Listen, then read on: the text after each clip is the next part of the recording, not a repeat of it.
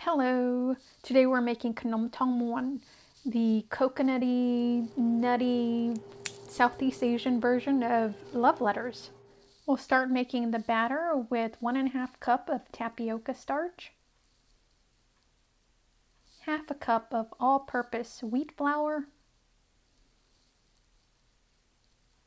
1/4 teaspoon of salt, 3/4 cup of coconut sugar or palm sugar.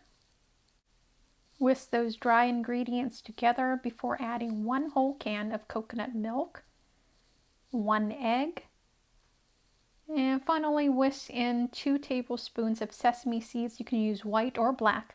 I don't have a traditional Thong Muan maker, but I do have a waffle cone iron. I'll set that to high. Once the maker has been preheated, drop a couple tablespoons in the center of the waffle maker, close the lid, careful for the steam, let it cook for 1½ to 2 minutes. We want it to be a nice golden brown color. Use a knife or a offset spatula to curl the love letters around a dowel. This will take a little bit of practice. Move the love letters over to a cooling rack and let it cool completely. It will get crisper as it cools. That's it. Enjoy. For this recipe and more, visit craftstocrumbs.com.